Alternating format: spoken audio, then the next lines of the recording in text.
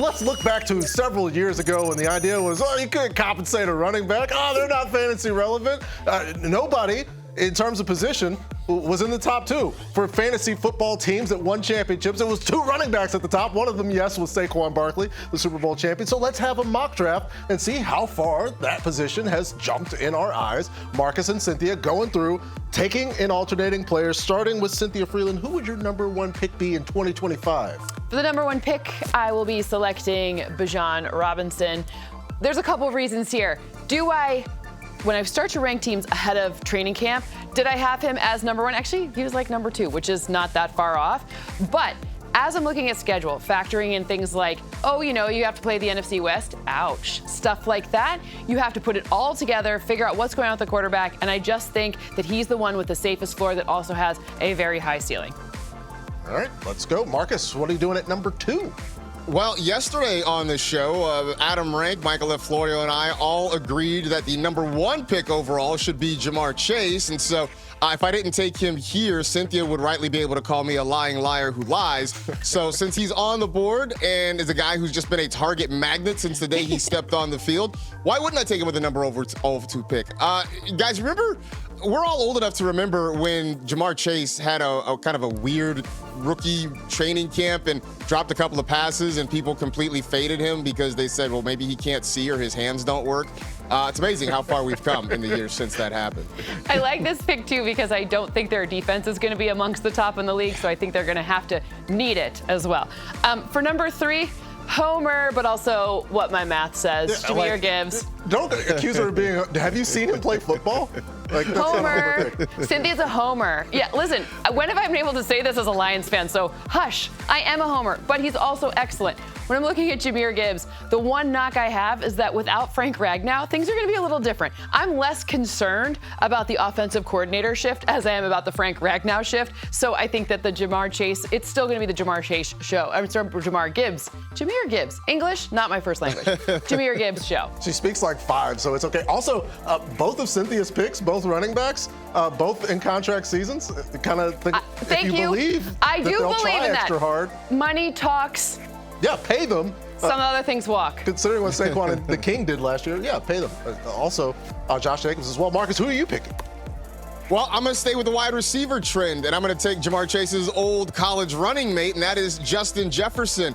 It's funny because we are such creatures of habit and kind of recency bias, right? Last year at this time, Sam Darnold was going to be the starting quarterback in Minnesota, and a lot of people, that's me, I'm a lot of people, knocked Justin Jefferson down our draft boards. We're like, I don't know, maybe he's a late first-round guy with Sam Darnold, and he continued to be the same Justin Jefferson that he always was. And look, I understand Cynthia preaching caution on J.J. McCarthy, and I certainly agree with that. But at this point, it's hard to doubt Justin Jefferson. Side note, he and Jamar sort of have this competition to see who could be the first receiver to get to 2,000 yards. It feels like this competition, the rising tide of this competition could lift both of these fantasy boats. Yes, and we love it. Points for everybody. We'll see if the Vikings defense can be as bad as the Bengals. We don't think so. What are you doing, Cynthia? Vikings defense won't be as bad as the Bengals. Saquon Barkley, here you are. Oh my gosh, he's number 5. We're all going to lose our minds. We hate him. Number 1, Landon Dickerson's injury is not believed to be serious, so that helps. Number 2, do I think that the Eagles will repeat as the champions of their division for the first time in this division since forever? Yes, actually I do, which means what? They'll be smart with how they use Saquon, especially later in the season, later in the games, because this team fully well expects to be playing at Marcus's favorite team's, stadium in February. That's it. Back to Levi's, which is orient myself that way. I'm glad you know, because I have no idea. North of here. So running back, wide receiver, running back, wide receiver, running back. What are you gonna do, Marcus?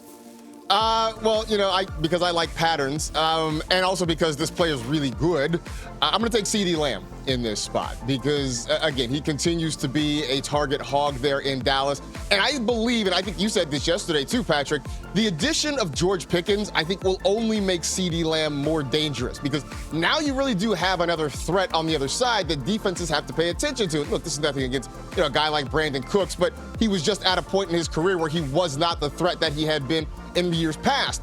George Pickens can still be that guy. Plus, he's compared himself and CeeDee Lamb to the Mario brothers. I guess that means CD is Mario and Pickens is Luigi. I don't know. I haven't quite thought Mario? it through. I'm not Which sure. one's Mario? Yeah, I have no idea. It's going to take a couple more seasons. But I feel like I love the analogy, and CeeDee Lamb at number 6 feels pretty great. Yeah, just a few pixels in difference there. We'll see how things turn out, but we've got Cynthia taking all running backs.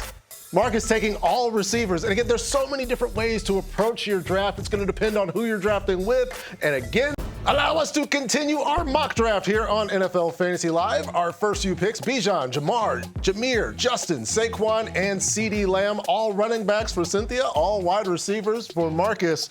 Will we break trends? Up next, it is Cynthia Freeland to take another running back? What are we doing? Yep, no, just kidding. Switch it up. I'm going to try to speak English this time when I pick Amon-Ra St. Brown. He's the player that I would put, I think this is an incredible value for a guy who caught 115 passes last season. That was second most at the position. You know the Lions are still going to have this high-powered offense. The players are largely the same. It's not going to be, everyone's like, the sky's falling. There's a new offensive coordinator. Oh. Hey, pass to the good players. You know who knows that? Johnny Morton, pretty sure. Yeah, I'm pretty sure John Morton can look and be like, hey, Jahmyr Gibbs and Amon-Ra St. Brown are good. Let's get them the football. Sometimes football can be an easy game. For me at number 8, I'm going to break away from my wide receiver trend, and I'm going to take a running back. I'm going to go with Christian McCaffrey here at the number 8 spot. And I feel like I've seen fantasy drafters kind of come around. Earlier in draft season, McCaffrey was going in the second, sometimes even in the third round. And I think people were sort of scared off by last year. I get it. We waited, and Kyle Shanahan sort of obfuscated and kind of strung us along until finally McCaffrey gets on the field. Then he gets re-injured, and we don't see him again. But remember, when he is healthy, and when he was healthy last year, he still continued to dominate the snap share. He still continued to dominate the touches in this offense. He's going to catch the football. I mentioned earlier Ricky Pearsall and all the injuries sort of around the 49ers. But when they are healthy, when they are humming along, Christian McCaffrey is going to get volume like very few others. So at this point, at number 8, I feel like the injury risk is sort of baked in, but the potential upside remains there. So I don't know how you can't pull the trigger on this. Wait, since when does Kyle Shanahan obfuscate? I know, this is a new thing. You have to get used to it, Cynthia. It's very new. We love you, Coach. No, he actually does love it. Lying liar who lies, loves it. He loves it. Number 9. Okay, at number 9, just give me Puka Nacua. Yeah, now, am I a little afraid about Matthew Stafford's back? Mm-hmm. Do I care that that's probably why he's not a little higher for me? Because that's legit. Matthew Stafford is maybe the most underrated quarterback that's currently playing in the National Football League. But this is a guy who's coming off 90 receiving yards per game.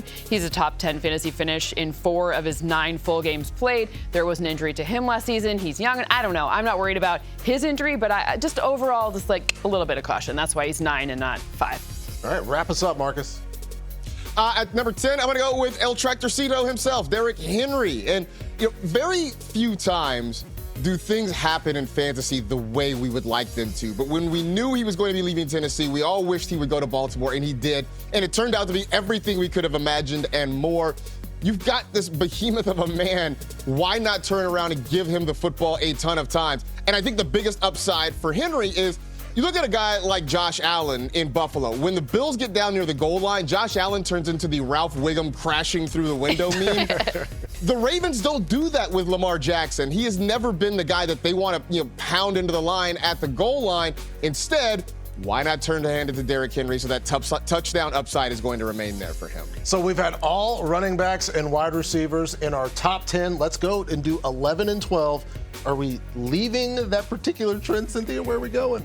What are we doing here? Brian Thomas Jr., how is he not gone already? This feels crazy. New coach, same quarterback. The situation last season, I think we underrated him a little bit, even though he's a Pro Bowl player. He's one of 6 rookies in NFL history with at least 1,200 receiving yards and 10 receiving touchdowns. What? This guy is awesome. And by the way, me fail English, impossible. I had Saquon last year. I had the best fantasy team ever. Our esteemed researcher, Kareem Falcone, had Brian Thomas Jr. in the playoffs. And didn't you lose by like half a point? Destroyed my team. I thought it was like half a point. I had like the Monstar / Jedi Council. BTJ killed me. Marcus, what are we doing at number 12? Well, we're going to go and take our talents to South Beach, and we're going to get Devon Achane down there, who was fantastic last year. He was even more better. He was better when Tua Tagovailoa was in the lineup, because then he became even more of a pass-catching weapon. But we remember that rookie season for Achane when he was incredibly explosive. He was a home run waiting to happen every time he got his hands on the football. Unsurprisingly, that yards per carry average dipped from the ridiculous 8 yards or whatever it was in his rookie season, but still 4.5 yards every time he rushed the football. Not too bad. You add in the pass-catching upside, and Devon Achane feels like a really nice end of first-round pick. Yeah, even the depth of target is good with Devon Achane. So we've gone through an entire first-round mock with no players that don't play wide receiver. See, that tells us something. Or running back. There was confetti in the. I just may have ruined the screen because the confetti fun. Anyways, I just think this is going to win you your league. That's what I think it means. We love confetti on this show. By the way, hopefully we get some here in 2025. So Maybe. There's the mock again. All running backs and wide receivers. Just too much value, right? Like so much value in these positions. We'll find the other stuff a little bit later on.